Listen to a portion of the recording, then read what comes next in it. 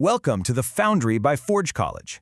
Today, we're back at the drafting table, drawing up the blueprints for integrating your Solana CLI with your Web3-JS workflows. Now, if you caught our last explainer on basic Web3-JS usage, you already know how to write simple scripts to fetch a balance or sign a transaction.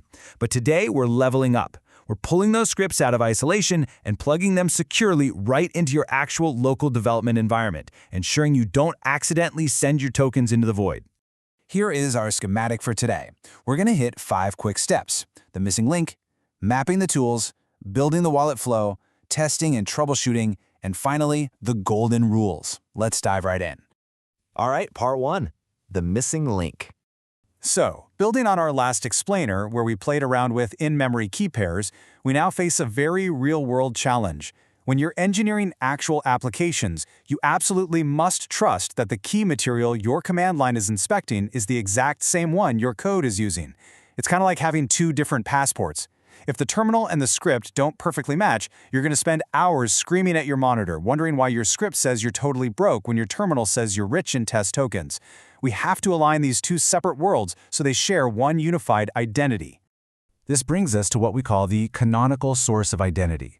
Think of your JSON key pair file as the ultimate master key for your entire engineering apparatus. It's just a single file sitting on your hard drive, but it has to be the definitive source of truth everywhere. Your terminal tools and your code must read from this exact same blueprint. Moving on to step 2, mapping the tools. Before we wire anything together or write a single line of code, let's look at this translation table. It basically acts as our bill of materials. We're directly translating the terminal checks you might already be familiar with right into the JavaScript methods we'll use to build our script. Need your public key?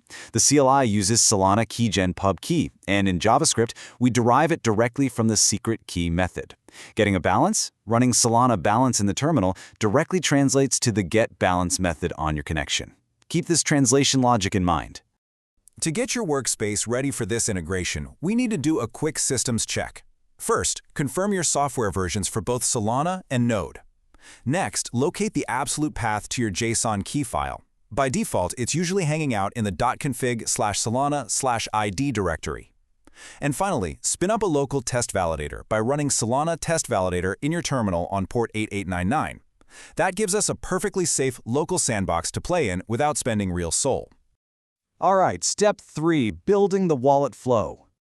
Now we actually assemble our diagnostic machine. Let's approach this systematically. Our code is going to execute 4 precise steps.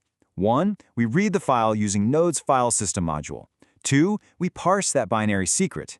3, we reconstruct the signer using that secret. And 4, we fetch the balance from the network. Let's zoom in on the most crucial mechanical step here. Your CLI key file is literally just a text file containing a giant array of numbers. But Web3-JS cannot read a standard text array to sign transactions. So we use this single line of code as a universal translator. It converts that raw text into the binary format Web3-JS actually needs to sign things. It's a tiny line of code doing a massive amount of heavy lifting. Step 4, testing and troubleshooting. Time to power on the machine. We're going to run our shiny new Node script right alongside our CLI and see if our wiring actually holds up. This is the existential moment of truth for your local setup.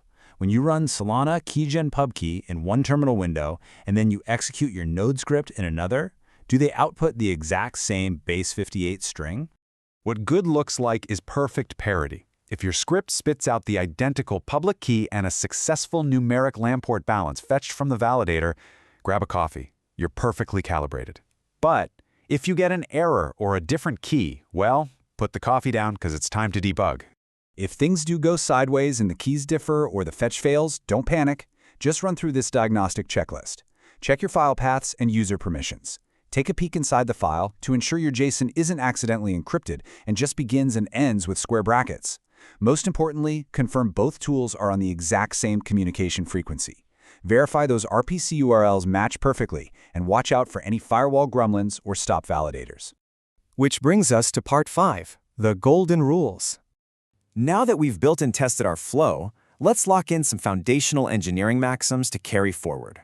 Rule number 1 is absolute and non-negotiable. Treat the key pair JSON file as the canonical source of truth for your wallet identity.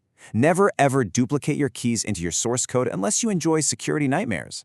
Force both the CLI and your scripts to reference that single master file on your disk. Rule number 2, watch your endpoints. Mismatched RPC URLs are literally the single most common cause of confusing differences. Always ensure your RPC endpoint is identical across your tools. If your CLI is pointing to a remote DevNet, but your script is querying your local test validator, you are gonna see different balances and completely lose your mind trying to fix it. Keep these quick verification steps right in your back pocket. 1. Confirm your CLI key pair path. 2.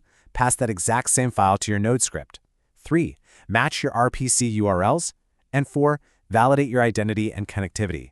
This should be the very first check you run every single time you provision a new development environment. It takes 10 seconds and saves 10 hours of frustration. So, you've mastered your local domain. But this brings up a really fantastic question.